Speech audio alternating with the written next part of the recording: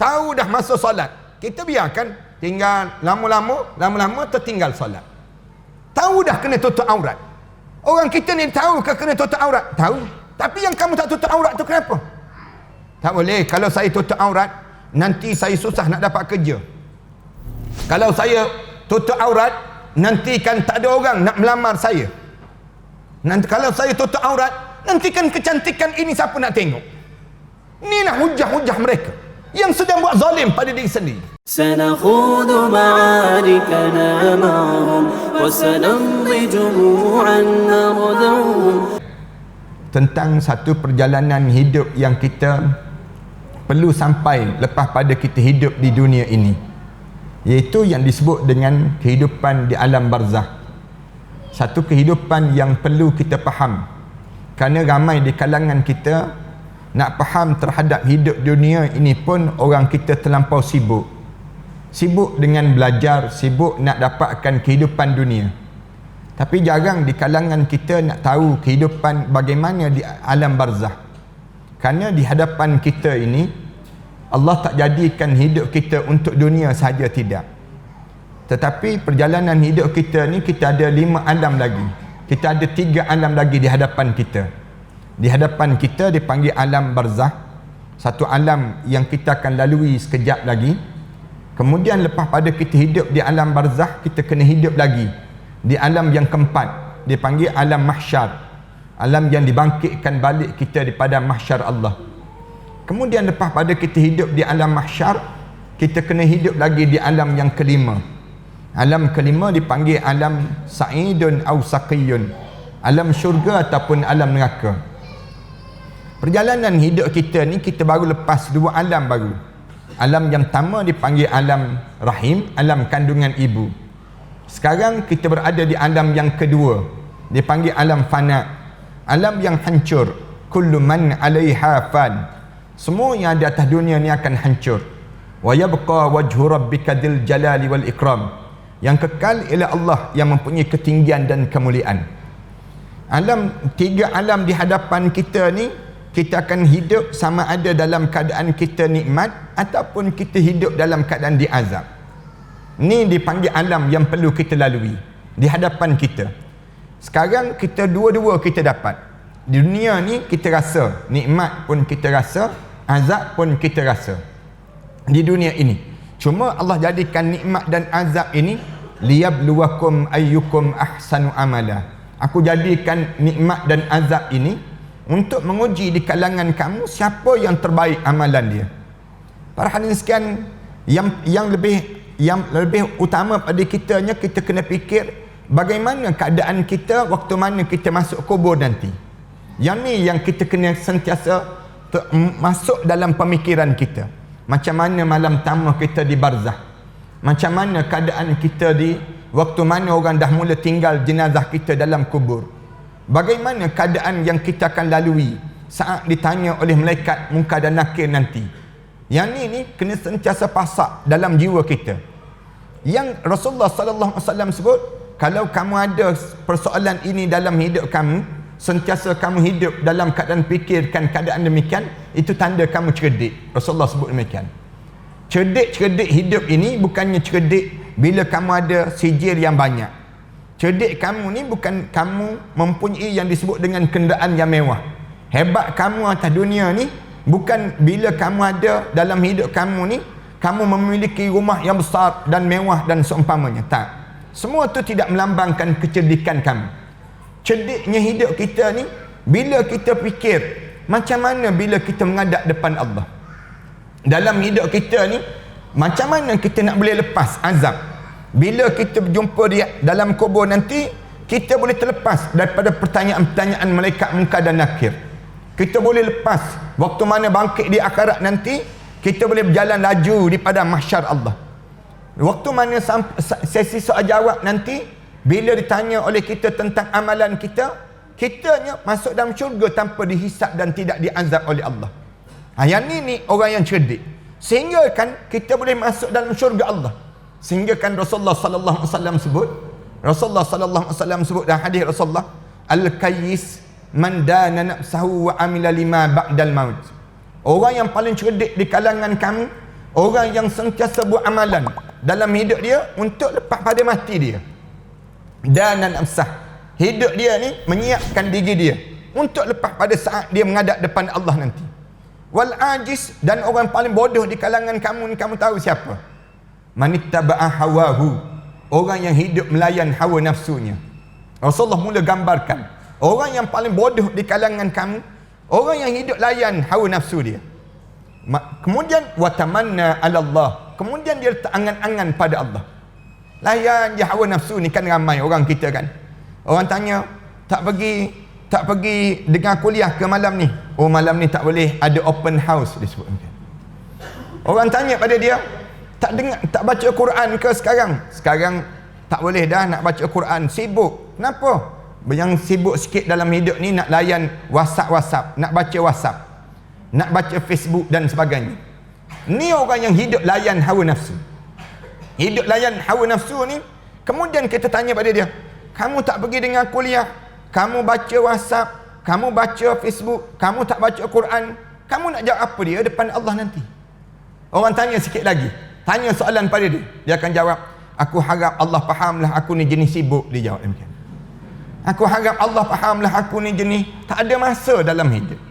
Ni orang panggil watamanna 'ala Allah. Dia letak angan-angan pada Allah.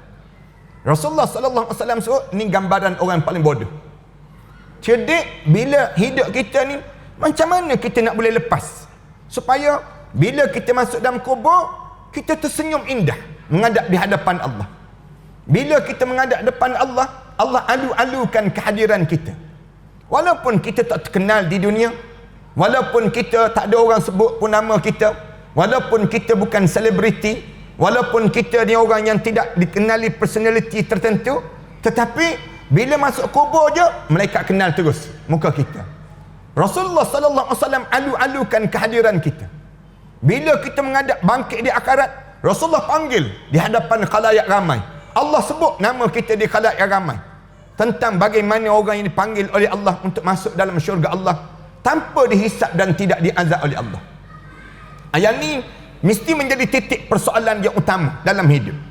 Kerana hidup kita ni, jangan kita hilang fokus, dia panggil. Para hadirin sekalian, cuba tanya di kalangan kita ni kan, ramai di kalangan kita ni turun pagi balik gelap, turun pagi balik gelap. Sebenarnya kita kerja apa dalam hidup kita?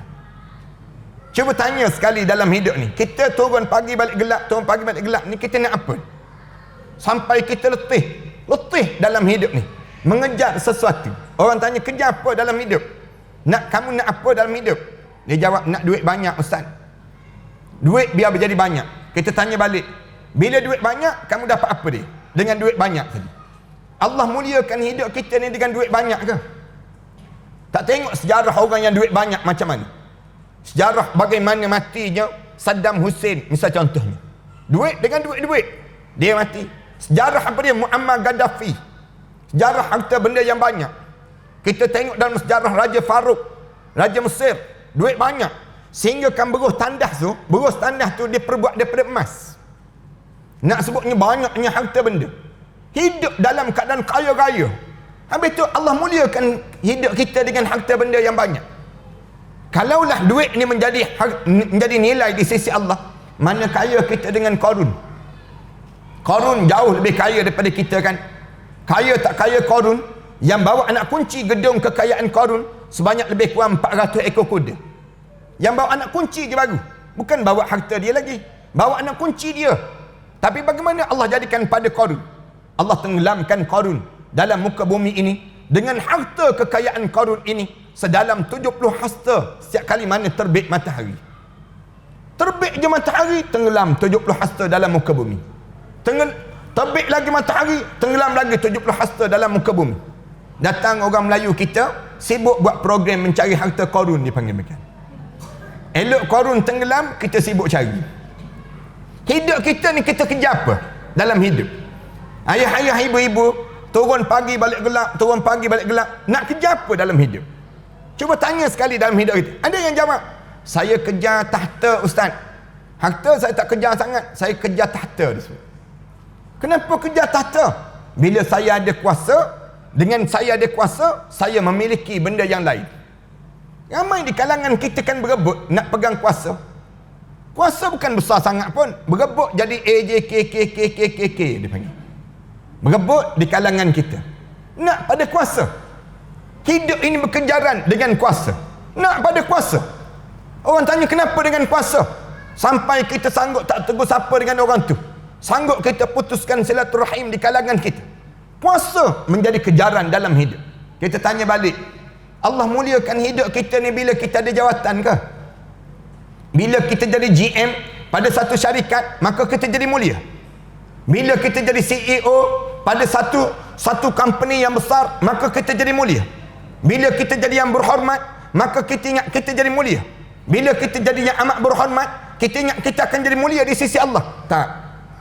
Allah tak pandang pun kemuliaan dengan jawatan. Kalaulah kemuliaan ini dengan jawatan, mana besar jawatan kita dengan jawatan Fir'aun? Fir'aun besarkan jawatan dia. Besar tak besar jawatan Fir'aun? Sampai peringkat Fir'aun mengaku jadi Tuhan. Ana rabbukumul a'la, katanya Fir'aun. Aku Tuhan yang paling agung. Allah rakamkan kata-kata Fir'aun tadi dalam Al-Quran. Bila Fir'aun dia rasa hebat kedudukan dia, dia mengaku dia jadi Tuhan. Dia sebut ana rabbukumul a'la, aku Tuhan yang paling agung. Waktu mana dia mengaku jadi Tuhan, terkejut iblis. Iblis terkejut. Katanya iblis. Ada juga makhluk manusia ni pergi mengaku jadi Tuhan. Aku sendiri pun tak mengaku jadi Tuhan, katanya iblis. Iblis pun sedar diri senang kita ni. Manusia ni bila dia naik satu peringkat, dia rasa dia jadi Tuhan. Dia lawan segala perintah Allah dalam hidup dia. Bila dia rasa besar jawatan dia, dia boleh lawan, dia boleh tukar perintah Allah.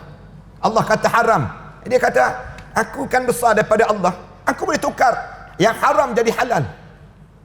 Bila manusia ni dia rasa besar jawatan. Kenapa Fir'aun mengaku dia Tuhan? Kerana Fir'aun tak pernah rasa sakit dalam hidup Fir'aun. Fir'aun kencing manis tak pernah kena. Fir'aun gaut tak ada gaut. Fir'aun disebut dalam kitab tak pernah bersin. Bersin pun tak pernah. Dalam satu kitab yang lain sebut Fir'aun tak pernah menguap. Menguap pun tak pernah.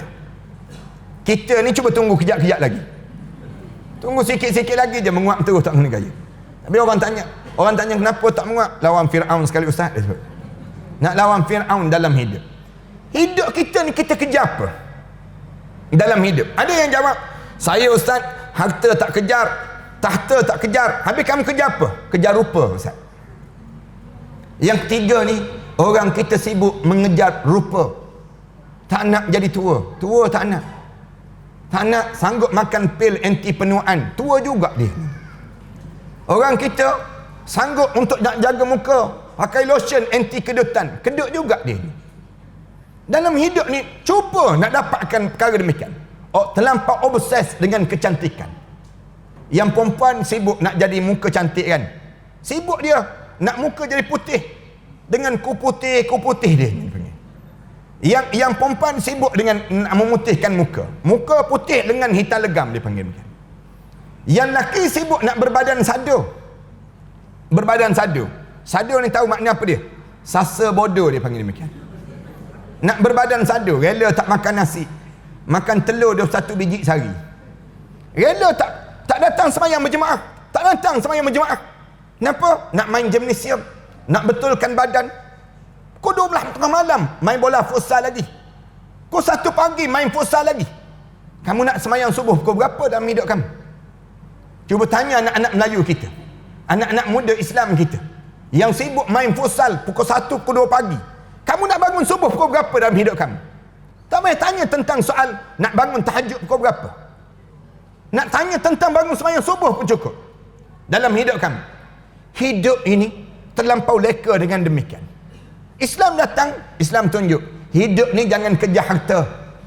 Hidup ni jangan kejar yang disebut dengan tahta. Hidup ni jangan sibuk dengan kejar rupa dalam hidup.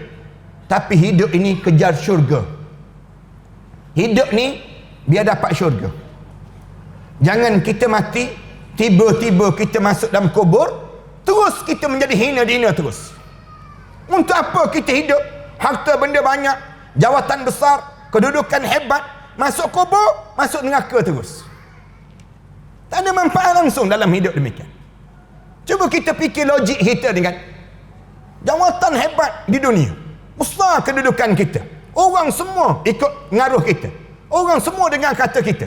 Bila masuk kubur, saat mana kita menghadap depan Allah, tiba-tiba kubur kita berubah menjadi kawah kepada kawah-kawah neraka Allah. Tak ada manfaat langsung hidup.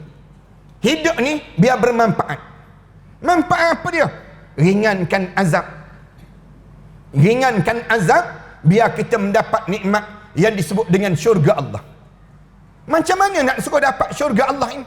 Supaya kita tak menyesal. Sebagaimana yang digambarkan dalam Al-Quran. Orang yang masuk kubur ni, bila masuk dalam kubur, di kalangan kita ni ada 3 golongan yang menyesal. Orang Islam tapi masuk kubur menyesal. Menghadap depan Allah. Ulama-ulama sebut ada 3 golongan ini. Golongan yang pertama, hidup atas dunia, dia sedang buat zalim pada dirinya sendiri. Yang ni dalam surah An-Nisa ayat yang ke-97. Allah Subhanahu wa taala sebut, innal ladzina taffahumul malaikatu zalimi anfusihim. Orang-orang yang hidup di atas dunia, dia sedang buat zalim pada diri dia yang sendiri. Satu hari dia mati dalam keadaan dia sedang buat zalim pada dirinya sendiri. Siapa yang zalim pada diri sendiri? Kita tanya, adakah orang yang buat zalim pada diri sendiri? Ramai di kalangan kita. Siapa yang buat zalim pada diri sendiri? Orang yang dengar azan dia tak datang sembahyang berjemaah, dia buat zalim pada diri dia sendiri. Dia tak boleh sebut dia buat zalim pada orang lain, tak. Dia sedang buat zalim pada diri dia sendiri. Dia datang tak sembahyang berjemaah kan? Dia dengar azan tak datang sembahyang berjemaah, dia biarkan. Dia tak boleh sebut padan muka tu imam aku tak datang, dia sebut. Dia tak boleh sebut demikian. Dia kena sebut padan muka aku kerana aku tak datang. Dia sedang buat zalim pada dirinya sendiri. Zalim pada diri sendiri siapa? Orang yang bangun malam-malam, buang air kecil, semayang pun tidak, ambil wuduk pun tidak, kemudian dia tidur balik. Dia qada hajat, kemudian dia tidur balik. Dia rugi saat mana Allah memberi peluang pada diri dia. Dia sedang buat zalim pada dirinya sendiri. Siapa yang buat zalim pada diri sendiri? Orang yang masuk bulan Ramadan, tiba-tiba Allah tak ampunkan dosa dia, nama dia kekal di pintu-pintu neraka Allah Subhanahu wa taala. Dia sedang buat zalim pada dirinya sendiri. Siapa yang zalim dalam hidup ini? Kita ni, kita nampakkan yang zalim ni kita buat khianat pada orang je. Kita tak perasan kita sedang buat khianat pada diri sendiri. Allah cerita banyak dalam Al-Quran perangai orang yang buat zalim pada diri sendiri. Siapa yang buat zalim pada diri sendiri? Orang yang tak boleh baca Quran. Mati dalam keadaan tak boleh baca Quran. Dia bukan buat zalim pada orang, dia buat zalim pada diri dia sendiri.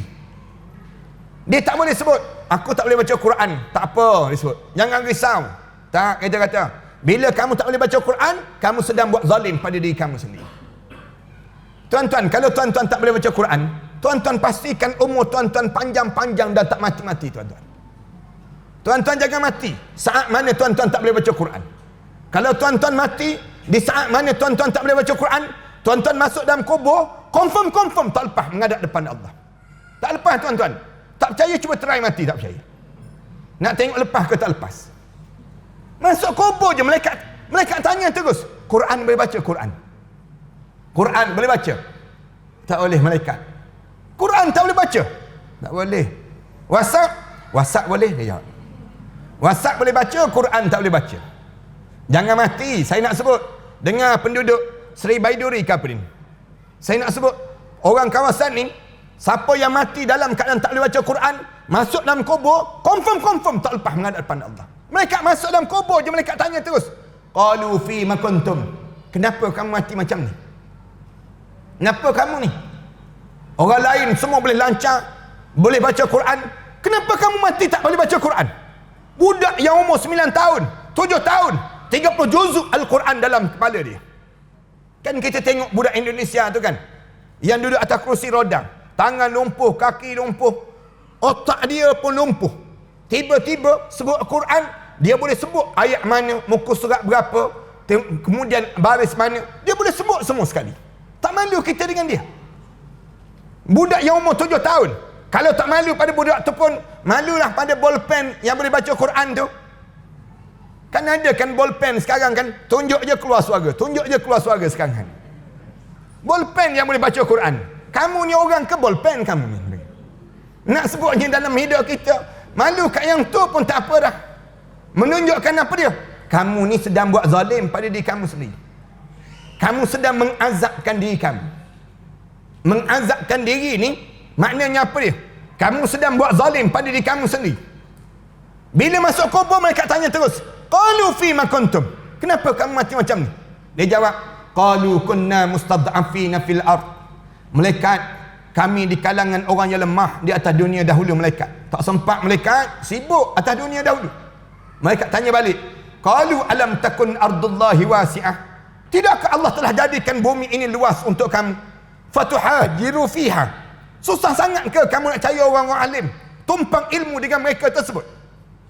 Senyap terus, tak boleh jawab. Malaikat jawab terus, faulaika ma'wahum jahannam, kesudahan kamu, Allah telah sediakan tempat dalam neraka jahannam.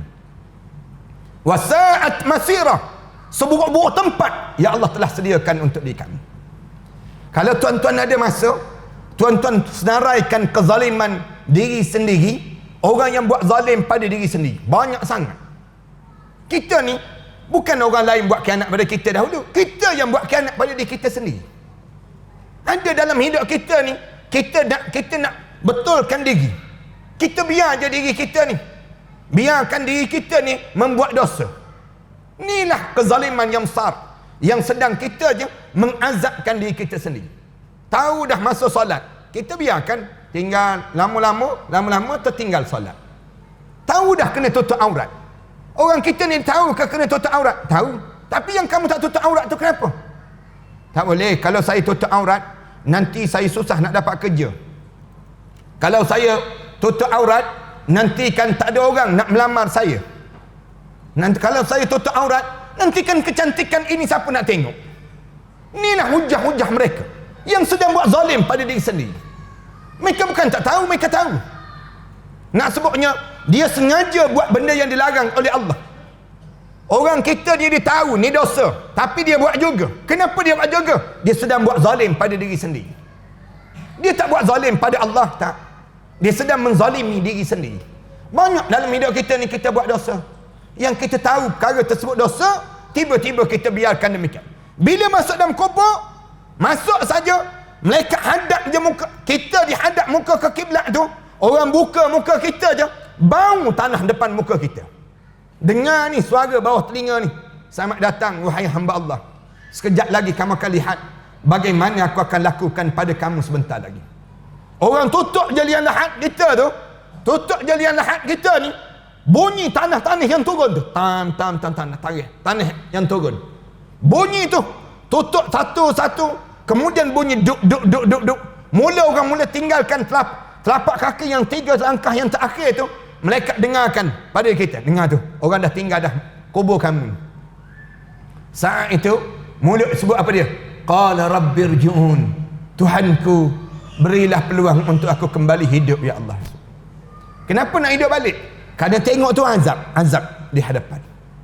Azab yang di hadapan ini yang tahu. Yang mati dah masuk dalam kubur ni siapa? Yang kita nak bincangkan tajuk pada malam ni, ringankan azabku ini. Kumpulan yang kedua yang masuk, yang memang kena azab, siapa dia? Yang berperang lawan syariat Allah Subhanahu Wa Taala atas muka bumi. Lawan, tak semayang, tak puasa. Disebut dalam Al-Quran Karim, kumpulan yang kedua ni siapa dia? Orang yang falamma nasu ma dzukiru bi, ketika mana mereka sengaja melupakan segala peringatan Allah. Tak nak dengar ayat-ayat Allah, tak nak. Camah-camah tak nak dengar. Kuliah-kuliah tak nak dengar. Segala yang dinasihatkan oleh orang alim, dia kata ni semua ni penunggang-penunggang agama je disebut. Ni golongan yang macam ni. Fatahna alaihim abwaba kulli syai. Allah sebut, kami buka segala pintu maksiat ke atas diri dia. Kamu buatlah, kamu nak buat maksiat apa? Ada orang macam ni kan. Orang yang dia tak semayang tapi rezeki banyak. Orang yang tak tutup aurat, jodoh ada je dalam hidup dia. Kita ni puas mandi bunga tak jumpa-jumpa bunga. Nak sebutnya, ada orang yang tak keluarkan zakat, kaya-kaya dalam hidup dia. Ada orang yang dia ni dalam hidup dia ni terang-terang minum arak, tak ada apa-apa pun pada dia, tak turun azab pun pada dia. Tak, kita sebut tak, bukan tak turun azab, Allah sedang istidrajkan kamu. Allah sedang istidrajkan kami. Ada orang yang tulis caci maki alim ulama kan, buat WhatsApp group, buat macam-macam gaya, kemudian panggil ni, invite alim ulama, caci maki alim ulama dalam WhatsApp group dia.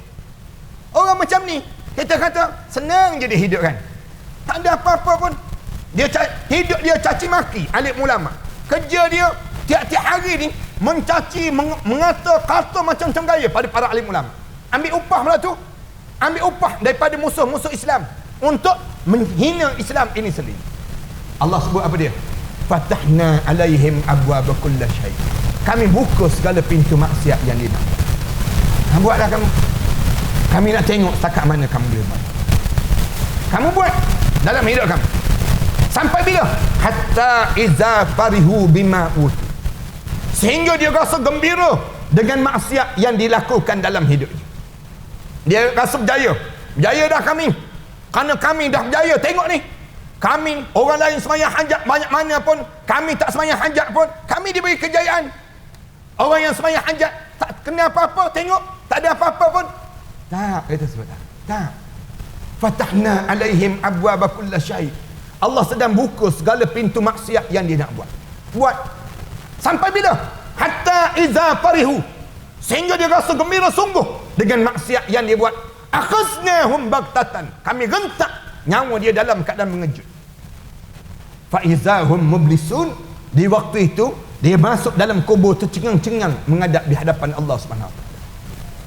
Kita tengok kan sekarang puak-puak LGBT ni kan. Puak-puak LGBT ni buat kadang-kadang buat siaran langsung, buat live dalam Facebook. Puak-puak ni kan tengok, saya kaya-kaya dah sekarang. Saya ni tak tahu jantan ke betina saya ni. Nah sebut kan, siap tunjuk dalam Facebook. Tunjuk dalam Facebook, ada akaun, ada follower pula di kalangan mereka tersebut. Tunggu. Kamu jangan ingat kamu ni sama dengan maksiat yang kamu buat. Allah Subhanahu wa taala pesan pada orang macam ni. Satu ketika tengah-tengah kamu buat maksiat, kamu buka ni, kamu kan keliru hidup. Yang nak jadi perempuan, yang nak jadi lelaki, yang nak jadi dalam keadaan demikian, yang perempuan ditunjuk dengan dada dianya, dengan aurat dianya, dia tunjuk keadaan demikian. Kamu buat, nak tengok. Sampai satu masa Allah gentak nyawa kamu. Waktu mana Allah gentak? Tengah-tengah Allah gentak kamu. Fa izahum mublisun. Tengah tercengang-cengang menghadap di hadapan Allah SWT. Tuan-tuan belajar sikit apa yang berlaku di Palu, tuan-tuan. Saya tengok di Palu ni memang betul-betul Allah nak buat. Saya pergi tengok. Saya berdiri di atas tanah di Palu tu pada hari yang keempat. Dengar lagi suara yang sayup-sayup dalam tanah tu. Dengar tu, merau-rau tu minta tolong. Minta tolong orang yang atas bumi ni, tolong orang dalam bumi. Boleh tolong? Tak boleh tolong. Allah pusarkan tanah tu. Allah kisarkan tanah tu dalam keadaan yang bermula maghrib. Start dapat azan maghrib, Allahu Akbar, qum terus. Qum di Balarua tu, musing tanah tu. Macam dia pusing tu macam kisaran tu yang dipusat. Padahal tempat tu jauh daripada pantai. Yang buat acara nomor ni, buat acara yang dipanggil adat yang bertentangan dengan syariat ni, pantai. Di Balarua tu jarak dia 45 minit daripada pantai nak pergi Balarua. Allah kisar tu sebesar mana yang Allah kisar? Sebesar lebih kurang ada sebuah masjid, 4 buah surau kawasan tersebut. Luahnya kawasan itu. Allah kisar, pusing, sedut tu turun ke bawah. Kemudian lambung balik naik ke atas. Naik ke atas. Mati manusia di kawasan itu. Saya pergi tu meremang bulu roma ni, tak usah nak cerita lah. Nak gambarkan tentang, bila tanya ada seorang hamba Allah yang duduk di tiang elektrik, nangis tersesak. Tanya dia, kenapa? Isteri saya tak ditemui lagi, Pak. Anak saya dalam itu ditemui kemarin. Dia sebut tenggelam separuh arah dada dia. Kita tanya, kenapa? Apa yang berlaku di kawasan ini? Dia sebut kawasan ini kawasan LGBT, Bapak Ustaz. Di sini orang-orang jantan dengan jantan, betina dengan betina. Kawasan ini kawasan maksiat. Apa? Kita tanya, maksiat apa yang kamu buat? Ni maksiat yang dilakukan. Seramai mana yang berlaku? Ada lebih kurang 1,500 orang di kawasan. 1,500 orang. Allah buat demikian. Allah kisar, Allah tenggelamkan dalam tanah tu. Waktu mana kena sedut tu diberitahu selama sedalam 40 meter ke dalam bumi. Disedut, kemudian Allah lambungkan balik. Mati manusia di kawasan tersebut. Buat maksiat. 1,500 orang je yang daftar. Di Malaysia ni, follower mereka 32,000 orang. Nak sebutnya gambaran, Allah cerita bagaimana Allah nak jadikan. Tu di Balarua, di Pitobo, jarak 40 minit lagi nak pergi ke Pitobo tu, jauh tu. Bila azan maghrib, Allahu Akbar, tenggelam rumah ni. Gogak gom kom tu, bunyi kom sekali tu, tenggelam luk dalam bumi. Rumah ni tenggelam. Tenggelam tak ada sebab dipanggil. Tiba-tiba tenggelam sebab ada rumah, satu rumah ni tertenggelam. Rumah lain tengah tenggelam tu 10 meter dalam muka bumi. Bila tenggelam ke dalam muka bumi ni, yang satu rumah ni dia kata, saya nampak kawan jiran saya ni lompat naik. Panjat ni naik, tengah lompat naik maghrib tu, nampak lagi masing-masing nak naik keluar tu, datang pula air belerang, air yang payah entah daripada mana, bau air laut. Jarak dia nak pergi ke pantai laut ni lebih kurang 40 minit patutnya. Tiba-tiba datang air payah tersebut menimbus kawasan itu, tenggelam kawasan tersebut, kemudian menjadi padang jarak, padang terkukur. Sejauh mana? 7 km perjalanan untuk kawasan tersebut. Kejap je tuan-tuan. Ini nak sebut ni gambaran Allah jadikan. Esok kering, tanah tu jadi kering. Tumbuh pokok-pokok yang disebut pokok jagung di atas tanah tersebut. Macam seolah-olah tak pernah orang hidup kawasan ini. Saya tanya, dosa apa yang dibuat oleh penduduk kawasan ini sampai tenggelam sebegini sekali?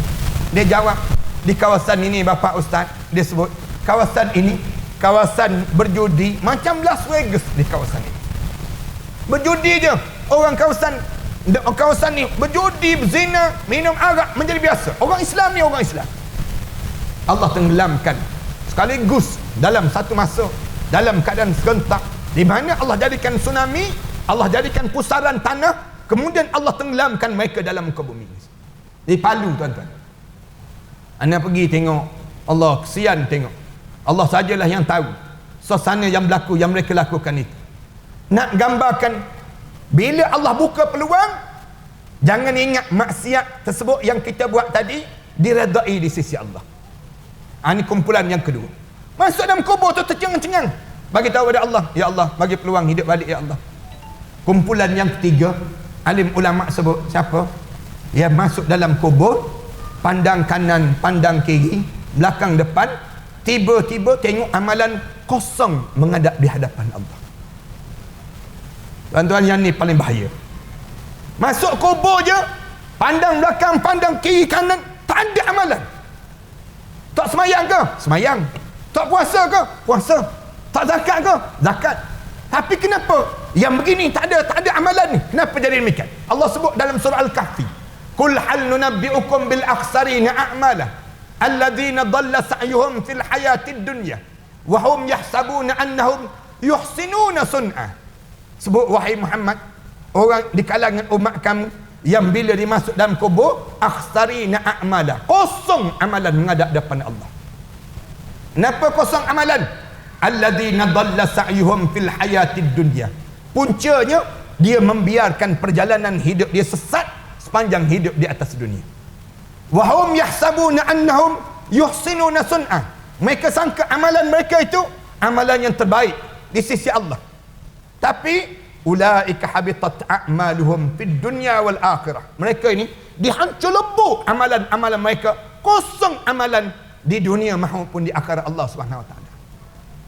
Tuan-tuan biasakan dengan hadis Rasulullah sebut, kam min saim, berapa ramai orang yang puasa, dia tak dapat apa-apa daripada puasa dia kecuali lapar dan dahaga semata-mata.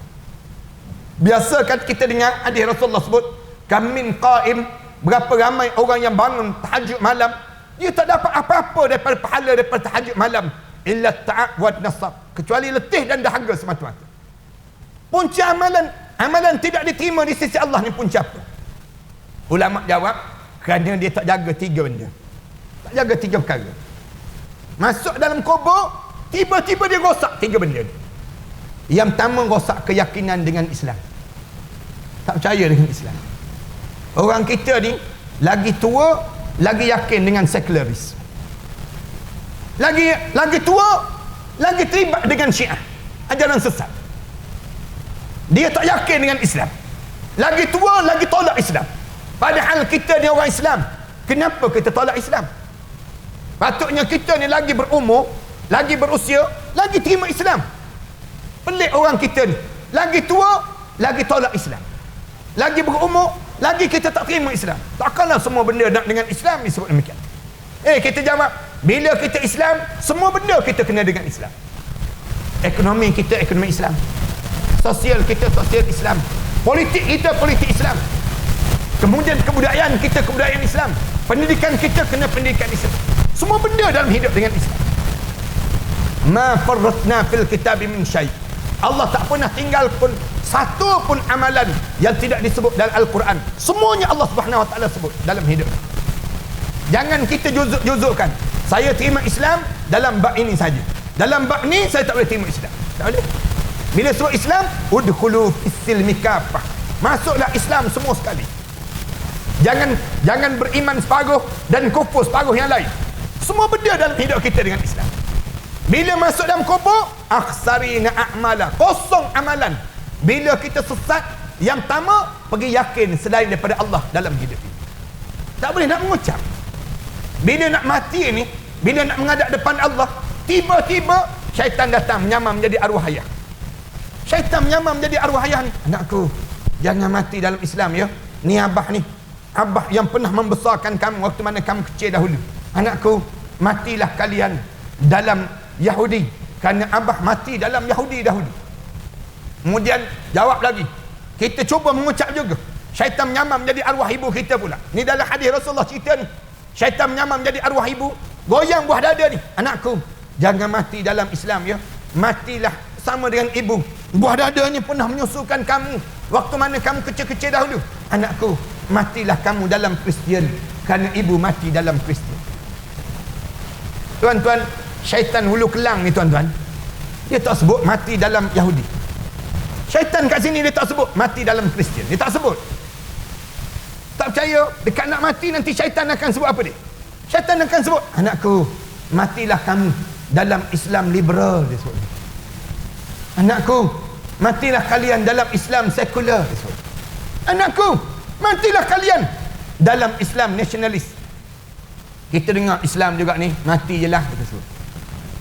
Kita tak tahu yang ni merupakan izm yang menghancurkan keyakinan kita dengan Allah Subhanahu Wa Taala. Jangan main-main, jangan terlibat dengan nasionalis. Jangan terlibat dengan sekularis. Jangan terlibat dengan yang disebut dengan liberalis. Jangan kita terlibat dengan mereka. Pastikan kita dengan Islam. Ni orang mukmin, nak selamat dalam hidup masing-masing. Yang kedua, kita jadi rosak apa dia? Rosak dalam ibadah. Cuba kita perhati elok-elok ya. Kita ni yang jadi kosong amalan kita kerana rosaknya ibadah. Perhati elok-elok kita ni. Lagi kita tua, lagi khusyukkan solat. Ataupun lagi tua, lagi hambat dalam solat kita. Cuba perhati betul-betul. Kita ni, lagi kita berusia, lagi warakkah kita. Ataupun lagi berusia, lagi kita sama je kedudukan. Jangan tuan-tuan. Hidup ni, biar lagi kita tua, lagi kita dekat dengan Allah. Ibadah kita, biar dalam hidup kita ni, lagi tua, lagi tanggalkan dunia. Lagi tanggalkan dunia. Tinggal sikit-sikit dunia. Tak ada dah. Ni tua-tua pun habis masa dengan pok yeh-yeh lagi kita. Kita lagi tua, lagi hafal lagu-lagu cinta yang entah apa-apa dalam hidup kita. Dalam hidup kita ni, lagi kita berusia, lagi kita menyayangi terhadap harta benda. Kenapa kita jadi demikian? Padahal kita ni bukan demikian dah dalam hidup kita. Patutnya lagi berusia, lagi tanggal dunia, lagi tinggalkan dunia. Nak pergi kepada apa dia? Pada akhirat. Tuan-tuan nak tahu kita ni, semakin kita ni tanggal dunia ataupun tidak, tengok solat kita dah. Tengok solat kita. Bila kita bersedia untuk nak solat, itu tanda kita dah mula meninggalkan dunia sedikit demi sedikit. Sebelum masuk waktu, dah kita berada pada saf yang pertama dah. Kemudian kita dah nak nampak dah, menunggu baca Quran, bibir kita tak banyak lagi bercakap tentang dunia, banyak cakap tentang akhirat. Ini tanda dalam hidup kita ni, kita sedang membetulkan jalan hidup kita supaya kita tidak terazab di dalam kubur, bahkan sampai di akhirat Allah Subhanahu Wa Taala nanti. Biar kita ni semakin kita berusia dalam hidup kita, semakin dekat dengan Allah, bukan semakin dekat dengan dunia. Tidak. Ni tak, dalam suasana kita sekarang ni payah kita nak buang yang ni. Ramai mana di kalangan kita semakin berusia, semakin payah nak tanggal dunia.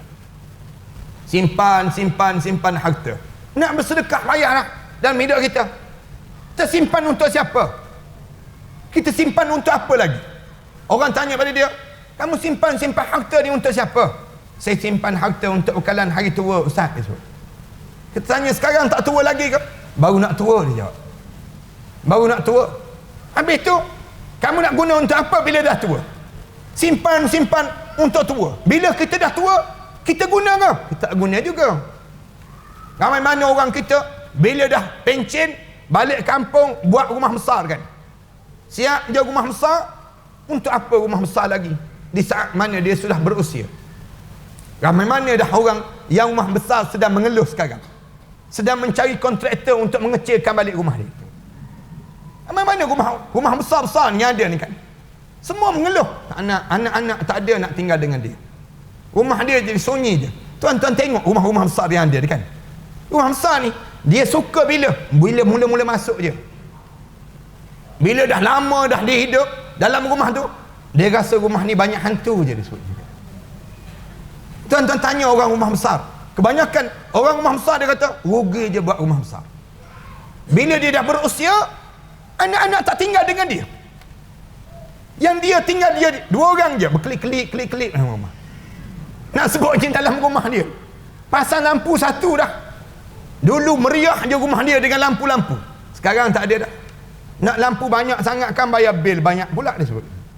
Nak sebutnya, ramai mana orang kita siap je rumah besar, tinggal nak rumah besar dah siap dah, kahwin isteri besar pula dia. Kemudian beli kereta besar pula, masuk rumah besar. Elok masuk seminggu, meninggal dunia dia pula. Dia meninggal dunia. Dah isteri dia kahwin dengan suami baru. Suami baru pula bawa kereta baru dia. Tam-tam raun kawasan kubur kita. Kita pun tengok macam-macam je kereta ni. Dia lalu saja tak apa juga, dia horn tu sakit hati dia. Bila dia horn tu rasa nak jadi hantu maklimah balik ke rumah je rasa. Nak sebut macam gambaran bagaimana kita ni semakin tua semakin tamak dengan dunia. Jangan. Dua ni pastikan ibadah kita terjaga. Yang ketiga yang jadi kosong amalan ni kenapa? Buruknya akhlak. Buruknya akhlak. Lagi kita berusia, lagi kita putus hubungan silaturahim dengan orang ramai. Tak nak dah cakap dengan nak menantu kita. Tak nak tegur sapa dengan jiran tetangga. Tak nak kita ni buat benda, mula kita ni menjadi buruk perangai kita. Akhlak kita ni jadi buruk. Kosong amalan menghadap depan Allah Subhanahu Wa Taala. Yang ni habis amalan ini, lalu kita nak sebut supaya kita selamat di saat mana kita menghadap depan Allah, pastikan kita ni jaga tiga benda ni supaya kita tak termasuk di kalangan orang-orang yang masuk dalam kubur mula kita terazab menghadap di hadapan Allah Subhanahu Wa Taala.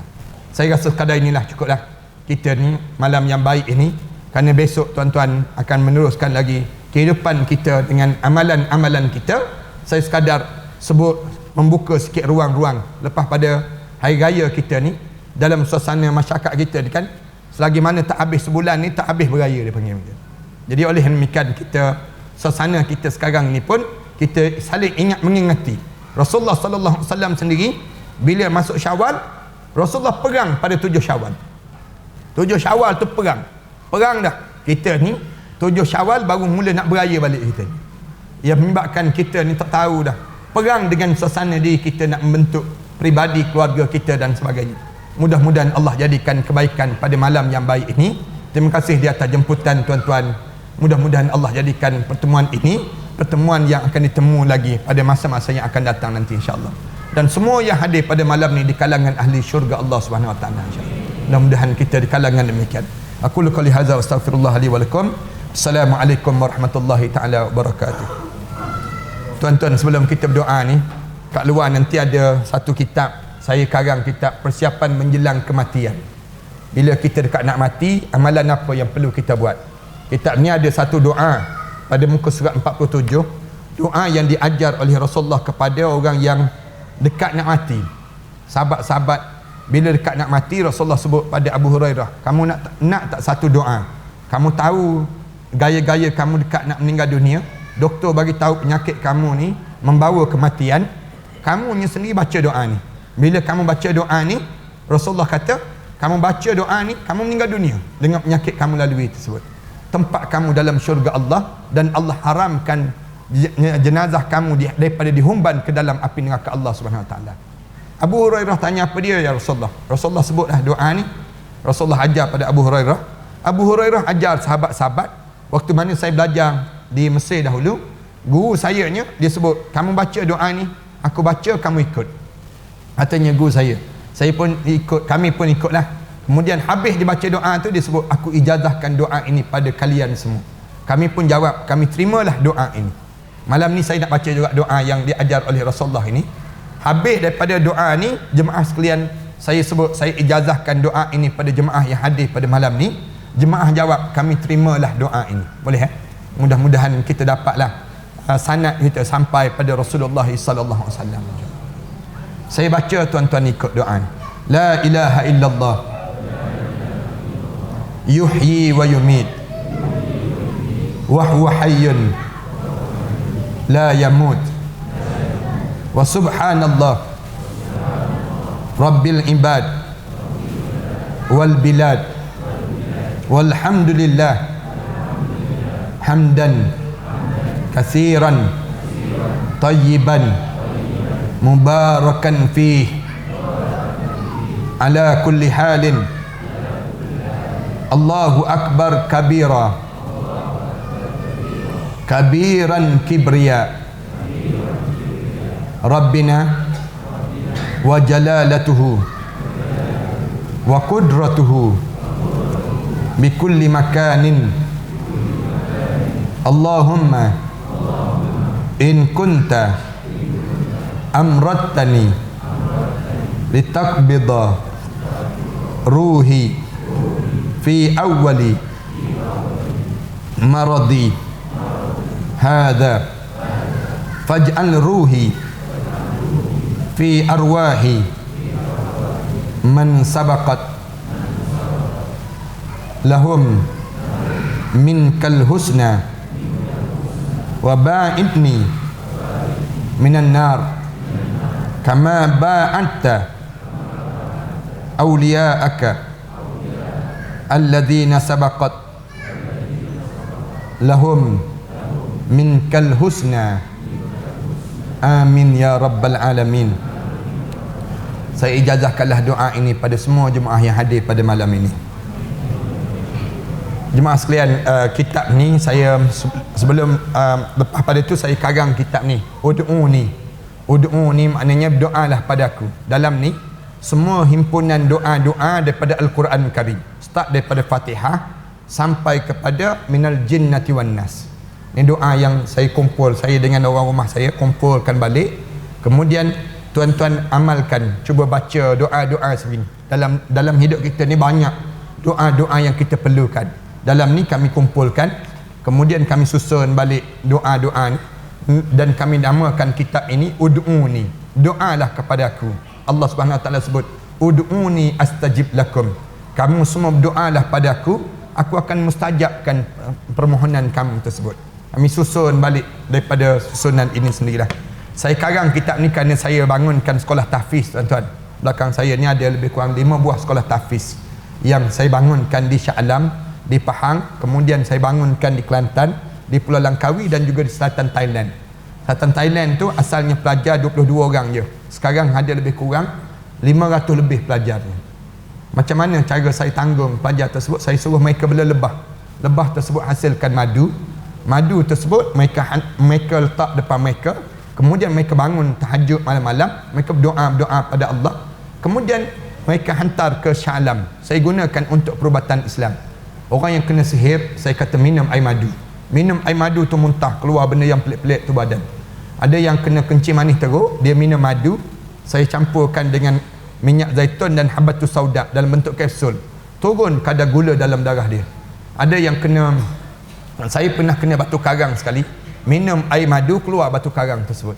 Betul lah dalam hadis Rasulullah sebut, alaikum bil asal. Biasakan hidup kamu dengan makan madu. Madu ni satu amalan yang diajar oleh Rasulullah. Bahkan kalau kita tengok orang-orang Arab dan sebagainya, mereka hidup dengan suasana madu je. Pagi-pagi lagi breakfast mereka dengan madu. Dan cara yang kita ni, orang kita tak biasa, dia minum air Milo, dia minum air Nescafe, air teh dan sebagainya. Kita jarang minum air madu. Rasulullah sebut, kalau kalian ingin rasa nikmatnya air dalam syurga Allah, di dunia ini lagi, minumlah air madu yang disejukkan, kata Rasulullah. Ibu-ibu ambil madu tu, kacau dengan air suam, kemudian letak dalam peti ais. Kemudian bila keluarga kita dah datang, dah sejuk dah air tersebut, hidangkan pada keluarga masing-masing. Minum air madu. Rasulullah kata nikmat yang tak terkata. Sedapnya Allah jadikan dengan kelebihan madu ni sendiri. Madu tu adalah kat belakang tersebut. Ini mudah-mudahan dia akan jadi kekuatan pada amalan pada diri kita dah. Yang keduanya, lepas pada saya bangunkan pusat rawatan di Shah Alam tersebut, datang macam-macam gaya penyakit-penyakit masyarakat kita. Antaranya penyakit yang masyarakat kita tak boleh lari ialah penyakit kena saka. Saka ni ramai di kalangan kita kena. Bila kita mimpi air banyak sangat tiap-tiap malam. Mimpi kadang-kadang mimpi rumah lama. Kadang-kadang mimpi menyusu bayi. Orang perempuan kerap begitu jadinya. Kemudian bangun tidur tu kita rasa sakit belakang. Sakit, kemudian sendi-sendi kita ni jadi sakit. Tu dipanggil gangguan saka. Gangguan saka. Gangguan saka ni masalah. Gangguan pusaka tak masalah langsung bagi. Ni gangguan saka ni ramai di kalangan kita kena. Badan bau busuk. Ni gangguan saka. Jadi tu badan dia, suara dia pun jadi gangguan terhadap suara dia. Gangguan saka ni ramai sangat. Kadang-kadang tidur malam tu gigi bunyi kak gigi. Gigi ni dipanggil gangguan saka. Gangguan saka ni saya buat macam mana? Saya minta sahabat-sahabat ni dia campur minyak habatus sauda, kemudian minyak zaitun, kami buat krim. Kami buat krim gitu, kemudian kami minta supaya sapu dalam bentuk krim begini. Sapu sebelum tidur tu, sapu kat belakang. Sapu di sendi-sendi kita. Sapu je di sendi ni. Mudah-mudahan Allah jadikan kelebihan dengan kita buat demikian, pulihlah penyakit yang kita kena ni. Ramai juga dah saya sebarkan krim ni dalam bulan Ramadan baru ni. Kemudian feedback lepas pada dalam bulan Syawal ni ramai sangat bagi tahu pada saya, alhamdulillah ustaz, banyak dah pemulihan. Ada benda yang bergerak untuk badan tu, dia rasa bergerak-gerak tu, kemudian disapu dengan krim ni. Alhamdulillah pemulihan tu berlaku di kalangan kita ni. Mudah-mudahan Allah jadikan kebaikan lah pada diri kita. Saya sedang sebarkan yang ni. Ni pun ada kat belakang nanti. Para hadirin sekalian boleh pakat-pakat lah di kalangan kita untuk jadikan kekuatan kita.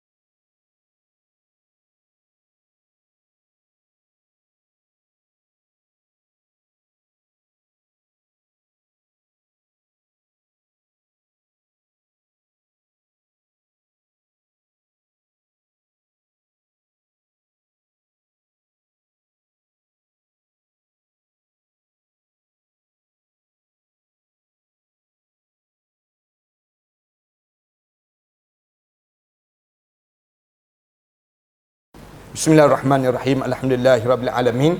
Wassalatu wassalamu ala asyrafil anbiya'i wal mursalin wa ala alihi wa sahbihi ajma'in. Rabbana iftah bainana wa baina qaumina bil haqq wa anta khairul fatihin. Rabbana zalamna anfusana wa illam taghfir lana wa tarhamna lanakuna minal khasirin. Rabbana wa tub alaina innaka antat tawwabur rahim. Rabbana ij'alna muqimas salah wa min dhurriyyatina rabbana wa taqabbal du'a. Rabbana atina fid dunya hasanah wa fil akhirati hasanah wa qina adzabannar. Sallallahu ala Muhammad wa ala alihi wa sahbihi wasallam. Alhamdulillahirabbil alamin. Tuan-tuan, sekali lagi saya nak maklumkan tentang mengenai kita sedang menyampaikan sumbangan-sumbangan pada mereka yang terkesan dengan PKP ini. Kalau tuan-tuan ada sumbangan-sumbangan, tuan-tuan bolehlah sampaikan di tabung tabung yang telah kita umumkan di skrin tersebut. Tuan-tuan tengok dalam akaun Matan Center. Tuan-tuan boleh terus kepada matancenter.com. Tuan-tuan akan dapati di sana ada maklumat-maklumat yang telah kita sampaikan, termasuk di tempat-tempat yang kita maklumkan ini. Terima kasih sekali lagi pada sahabat yang di TikTok, sahabat yang di Instagram, sahabat yang di YouTube dan sebagainya. Mudah-mudahan Allah rahmati kita semua. Aqul qouli hadza astaghfirullah li wa lakum.